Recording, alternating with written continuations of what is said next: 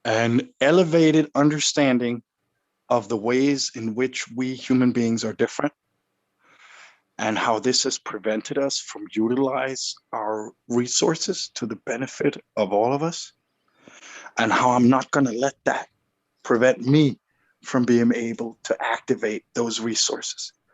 Because having that diversity at my availability, being able to navigate and engage with confidence with groups that are different from me, makes me a lot more powerful.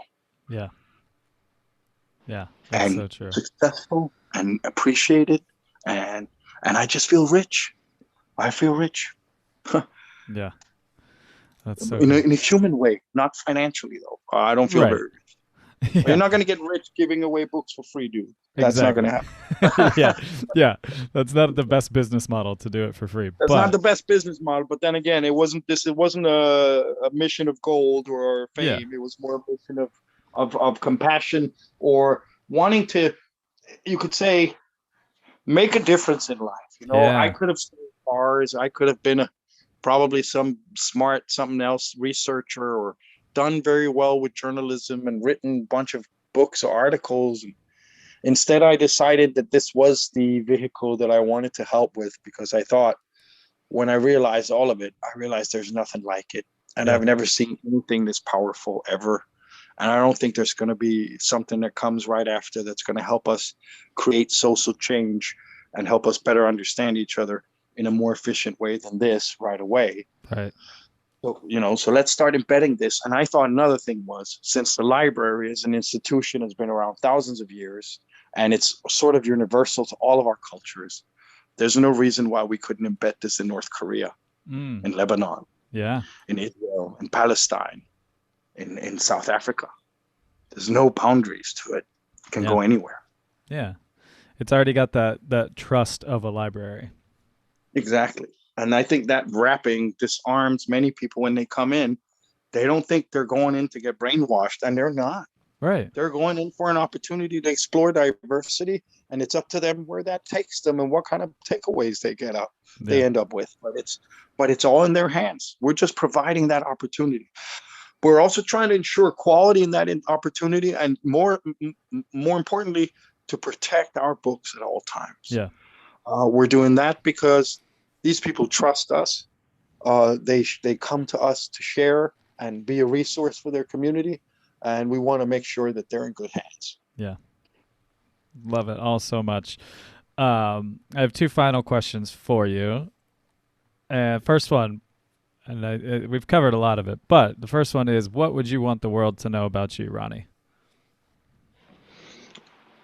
Oh,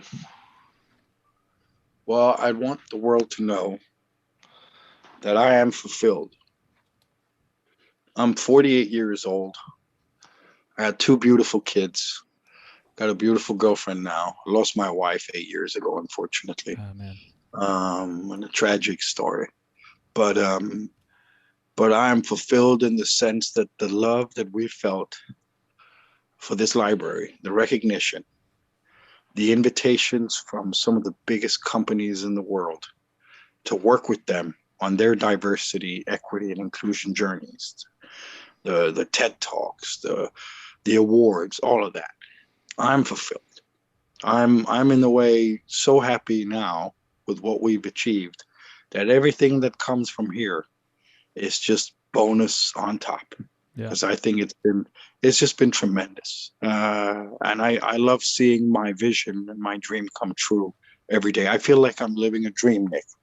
I'm not kidding you. I mean, obviously, I'm aging and everything. I'm losing my hair.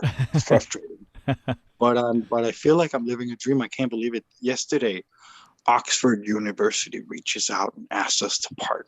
You know, Wow. That's tomorrow amazing. we're going on Good Day LA live on Fox. That's amazing. Are you kidding me? This is just fun all the way. And every day is a fun day right now. And we're helping make a difference. And I'm Yes. incredibly privileged and humbled, because I could be working with things much less stimulating for me. And I'm just very, very happy to be doing this, Yeah. and happy to be spreading the word of something so positive and such a win-win for everyone. Because if you look at this, the books win from an opportunity to explain who they are and better understand the people around them. Yeah. The readers win because they can diffuse and dismantle and, maybe even gain a friend. Who knows? Yeah. Community wins because we all like each other better, understand each other better, work together better, live together better. Nobody can lose from this library. Yeah. Even if we agree to disagree, as long as we agree to disagree with respect from each other for each other, we win. Yeah. So we can't lose. We Yeah. just got to get everybody to come down to the library. Right. Yes, I will be spreading the library around to everybody that I possibly can. Ever since I heard about it, I have told so many people about it because it is just so brilliant. It's so beautiful. And now hearing about it, I'm all jazzed up about it too. I think it's so brilliant. So brilliant. Um, Last question. If you had the ear of everybody in the world, what would you say to them? I say to them, don't be afraid of anything that's different from you. Be curious, learn before you judge. Yeah. So important. Just educate yourselves Exactly. on all things, but especially on humans. 'Cause we got to stick together. We got to come together. I think we all fall into the trap of our survival instinct misleading us. The survival instinct makes your calculations before your brain really is catching up to speed. Yeah. It's way ahead of you. It makes the assessment whether that person in front of you is potentially dangerous or not. Once you get past that gateway, you start down the ladder, graduating down the ladder. Is the person contagious? Is the person somebody I want to socially engage with? Is the person someone that looks like me or someone I would have something in common with? And all these calculations ends up with you putting people in boxes. Yeah. And printing little labels, which you could, in a way, invisibly stick on their foreheads. Right. If we're all sensitized to the fact that we do this, stop being ashamed of it, take responsibility for it, and revisit those judgments as often as you can. Yeah. Then you're going to be all right. Yeah. So you're not going to miss out on great relations with your neighbor that you thought was an idiot. But when you got to know him, it turned out he was a hell of a cool guy. Yeah. You know what I mean? Yeah. Sometimes first impressions are misleading. Totally. So have the courage also to revisit them, because remember, those first impressions are often based on that quick mathematical formula, making that really quick assessment, not based on anything real. Yeah. Just experience and what you think you know. But once you get to know people, that image will change right away. So give them a chance. Yeah. Absolutely. Yeah. And then I think, in closing, if I'm to say anything for your listeners in the United States, a country which I really in many ways admire and respect for many of the accomplishments you guys have done.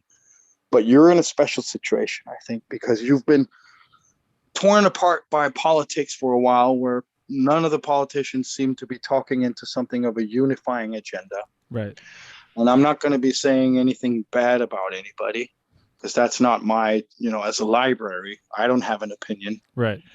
But it's pained me to see a place where I used to live, where people seem to be able to sort of agree to disagree, but still find ways of solving problems, finding compromises, and getting along, and having quality in our lives. Get to a level of polarization where they don't even want to sit down and talk to each other. Yeah. I think that's a shame. Yeah. And I don't want to shame anybody, but I think it's a shame for the lost opportunity to evolve, to develop, to all become smarter, so that I better understand why you feel that way, why you support Trump, why you support Biden, why you want this or that for your community, But if we don't talk about it, we're not going to get anywhere. Right. So I think we should get back to sitting down and not being afraid of disagreeing and listening to each other's points of view, and finding ways to, find ways where we're all feel that our points of view are also listened to, and that the interests we have in our community are somehow accommodated.